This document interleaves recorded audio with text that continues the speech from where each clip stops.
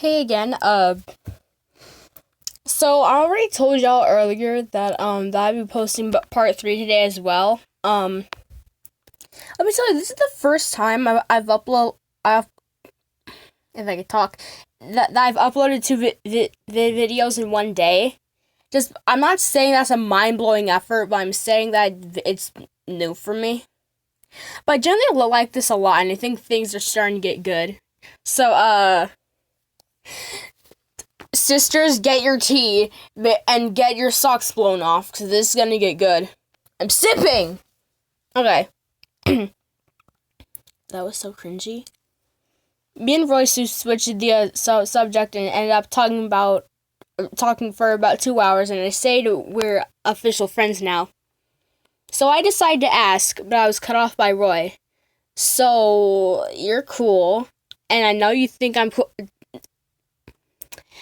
If I could talk, debatable. Shut up. Anyways, I was wondering if we could be friends. Roy fiddled with his fingers and I smiled. Aw, of course. He smiled and blushed. We stared at each other for a bit and he slowly turned red. Oh, this is gonna be tea! He hesitantly went to grab from my hand. He was about to pull it away, but I grabbed it, interlocking our hands. He stared at me, his face even redder. He'd glance at my face, then at my hand for a few minutes. Then we opened the attic door. Sorry, just the stuff keeps falling off my drawer. I don't know why. I'll deal with that later. We whipped our heads in her direction and sighed. We got up and I kept our hands interlocked, not giving a fuck. God damn it, V. You just had to open the goddamn door. I thought that this would be the end of our hand holding. But I kept it. What? I'm sorry, I can't process this. But I kept our hands interlocked as we left the attic, not a speck of embarrassment on their face. I can't believe they held my hand. I was internally squealing whether I want to admit it or not. It's true. I might have a crush on them. Okay, Buster. Okay, from now on I'll be reading off other chapter names too, because I realized that I haven't been doing that. Okay. Truth uncovered. It has been about a few hours since the attic situation, and Tori came to a conclusion. Roy might be right. Tori had felt something was off about the random moving. They also looked back on strange behaviors. For example, late at night at a time nobody should be awake. Their parents were leaving the house in a black limo. Bro, I'm trying my best. When they questioned their parents, they were told it was simply a dream. It makes no sense, Tori shouted. So, you believe Roy's little idea? That's ridiculous. How you just randomly come up with that shit anyways? He might know more than we think. Don't you wonder why our parents are so secretive? Or why nobody is allowed in Dad's office except him, Mom, and these people who are supposedly his friends? Tori questioned. Well, I mean, face it. Something fishy is going on. It may not be a cult, who knows, but one thing is for sure. I'm gonna find out what's really going on. Tori formulated a plan. V distracted their parents while Tori searched their father's office. Tori crept around the house as the conversation between V and their parents went on. Tori reached the office. Tori began to search. After what felt like an eternity, they found nothing. They began to leave the room, but they noticed something. A painting of the twins that was in the room, but something was off. It was slightly sideways, and from a corner of a slight bit of gray was seen. They moved it to see a metal plate with a lock. Weird. They ran over to their father's desk and grabbed a paperclip. They quickly began to pick the lock. How did Tori know this? They had an obsession with mystery and characters like Nancy Drew. They wanted to be a detective and taught themselves things for situations like this. How convenient, am I right? After a bit, it unlocked. They sighed, stuffing the paperclip in their pocket. Little did they know, It wasn't put in secretly as it fell out. They opened it and their eyes widened. They grabbed their phone and snapped a few pictures. They noticed the file and opened it, snapping photos. They heard a faint sound of footsteps approaching and quickly put things back into place, hiding behind a large vase near the door. Their father walked in and went to his desk. Oh, shit. Tori took the chance to run out. They were safe. Or so they thought. Oh, the father's POV. I walked into my office after an annoyingly long conversation with my daughter Violet. Oh, okay. Wait, why was I saying V the whole time? I felt this odd feeling. I walked to my desk as to grab my wallet and leave, but I heard shuffling and quickly turned around. Strange. Nobody was there. I looked around and sighed. I paused. What the hell? I picked up a bent paperclip. Wait a minute. I haven't seen Tori since I came through the doors of our home. That brat. What did they find? Or what were they looking for? That's not on my best dude voice, dude. I tried. I'm not good at that. Did you at least like it? Comment below. I was happily running to my room as Via waited. I didn't get caught. Uh-oh. Tori Bolding. I froze and slowly turned around. I can feel the sweat beating up onto my forehead. Oh my god. Yes, Father? Dinner's ready. I shakily nod and sigh. That was a close call. We all sat and ate as usual, in peace and quiet. Minus the peace. There was a thick tension in the air. Father knows something. Could he? No. I made sure everything was in place. My father made an ahem noise, and I looked up, trying to show no fear. He sat right in front of me with a glare that could kill. I went into my office today to grab something, and I found this. My father slid a bent-up paperclip to the middle of the table. All eyes were on me as my heart dropped. Sorry, Father. It was my fault. I accidentally closed the bathroom door while it was locked, and Tori went to grab a paperclip to pick the lock. I shouldn't have told them I had to go grab one from your office. But I looked down in shame. She's such a great actor. Damn. I understand. Please don't do that again. Now tomorrow, I like you two to wear your best. We're going to the house of a low friend of yours, Reynold. Me and your mother and his parents are going out for a business meeting, and I thought it'd be nice for you guys to get more acquainted while their maid watches you there. Sound good? Plus, after today's office mayhem, I don't trust you two home alone. He's definitely suspicious. Me and Via exchanged glances and sighed. Yes, Father. The next day. In the afternoon, we are dropped off at our low friend's house after school. I sighed. We got through the doors as I checked my phone. Vi insisted we looked at the file I snapped photos of at his house since my parents seemed to be keeping an extra eye out for us. We walked through the door and were greeted by the maid. Out of the corner of my eye, I saw Roy watching us, slightly hiding behind his door upstairs. Excuse me. Bro, I always have hiccups when I do this. His face grew a light pink and reddened as he noticed my gaze. He put his hat over his face and walked downstairs. I chuckled. He's adorable sometimes. That's what I've been saying. Hey guys, Roy mumbled, not looking in our direction. Anna, Yay. Anna, you three have fun. I'm going to go clean. The maid smiled sweetly. Roy motioned for us to follow him, and we got into his room. So, Roy tried to start conversation. So, you were right. Our parents are in a cult, Vi said rather loudly. Quiet, you idiot. You can't just say that. This doesn't usually happen. You can't just say that shit so loud, I yelled. Wait, what? Yeah, so Vi went on a long rant on what happened. You would have seen the full thing if the author wasn't so goddamn lazy. Wow, so you guys have photos? Can I see? Roy asked. We went through the files for the first time. There were lists of people, some from the cult, some were sacrifices, and some were just people who knew too much. There was one document that stood out to us. The abandoned chapel. Apparently a meeting place. Roy said there was many mysterious deaths there, so nobody goes to that spot. That would be the perfect place to hold cult meetings. Halloween next Tuesday was one of the dates shown.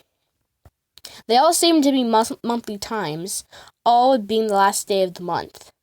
But October seemed more different, as the ink wasn't red, unlike the other dates written, which were in black. We agreed to get the rest of the gang and try and sneak in to see what's going on. We wrote a list of things we needed. Then the maid came in with a bowl of Sorry, I'm getting really nervous because, bro, my hands are freaking sweaty.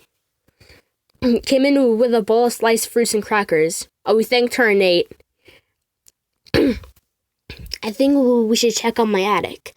I'm not allowed in there, so there must be something there, Roy whispered. Don't you think that's dangerously risky? I whispered.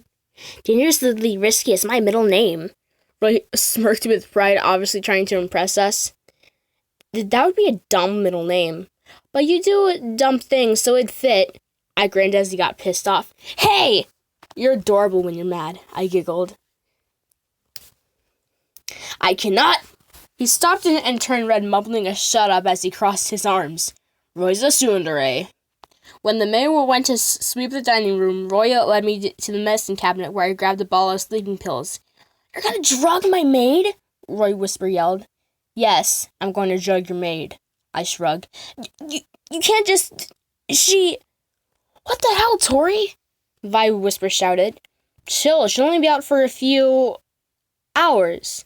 We're good. She'll be up before your parents get home. She better be, Roy mumbled. I made you some tea for your hard work, miss. I gave an innocent smile. Huh?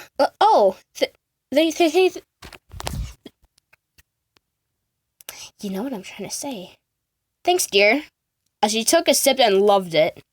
After a few minutes, she began to get woozy, so we sat her on the couch for working too hard. Soon, she passed out. This is so wrong, Vi sighed. Sometimes you need to do the wrong thing to do the right thing. Okay, I'm not smart enough to say something like that. We went to the attic and looked around. After about a few hours, we didn't find much. Just the expected red robes. Then a floorboard creaked. Oh, the floorboards in this house do that some... What are you doing? Roy began to yell at me as I lifted the floorboard. As expected, something was underneath. What? I gasped. A specific side of the room was more blank, more worn out, and the creaking sounded abnormal, I stated. Wowee. You really watch a lot of mystery shows, V mumbled. Yep. There was a shoebox. Opened it to see a sharp dagger and a bit of blood in the box. Holy shit. My breath hitched. You think that's what they used for the sacrifices? Roy gulped. Gulp. Okay, seriously. Possibly, I replied. I feel dizzy. This can't be real, Roy mumbled. We brought him to his room and let him lay down. Just around then, the maid began to wake up. Okay, did you even... The maid began to wake up. Viv ran out, and I was about to follow, but Roy grabbed my hand. Can you stay? I mean, you don't have to, but... I sighed and smiled. Sure. Roy was scared, I could tell. I mean, who wouldn't be? Hell, I was scared too. I decided to hug him. He froze but hugged back. We lied there like that, unmoving. I felt my eyes getting droopy. I glanced at the clock in his room. It's getting quite late. I glanced at him to see him already asleep. Oh my god. I began to study his facial features. He wasn't terrible to look at. Maybe. Maybe do I like him? That's a mystery for another day. I should relax for a change. I slowly drifted off. Oh my god. Okay. Next chapter. Okay. The morning Halloween had arrived. Most were looking for last-minute costumes, Halloween party snacks, and candy, while a certain group of 5 wandered about the town gathering supplies. So, you're telling me a couple of kids need all this shit? The guy at the counter raised a tired brow. Yep, we're, bear hunting? Vi grinned. The man looked down at the ropes, flashlights, grappling hooks, tranquilizer darts, smoke bombs, and a few other random things. Now, if I was smart, I'd be suspicious on why 5 kids are going bear hunting on Halloween. The group nervously glanced at each other. Good thing I'm not. Have fun, kids, the man grinned. Dude? The kids grabbed the stuff and placed them in 2 large garbage bags. Thank you, mister, Vi waved as the group walked out. Alright, let's drop this stuff in my shed, then we can head to school to our next class. I can't believe we're skipping class in the first place, Vi nervously said. Boring. Let's just skip the rest of the day. My parents have enough money to shut the principal up. I'll just ask them for a few hundreds, Roy grinned. Okay, good. That'll help us to have more time to prepare, Tori sighed with a smile. And hang out? Roy asked, leaning closer to YN. Ooh. Bro, I'm getting flashbacks to the Roy video. What? Fine. Okay, and hang out. The rest of the group smiled, and they reached the twins' mansion. Their parents are usually out for the day during school hours, so they should be fine. The group sat in the shed with their flashlights. Okay, so, according to the papers in the file, it says here that they're going to meet at 11 o'clock. OG, give us enough time to enjoy trick-or-treating, Tori smiled. Perfect! Robert smiled. So, what's our plan exactly? Easy. I have these extra ninja costumes to change into, so it'll be harder to see us.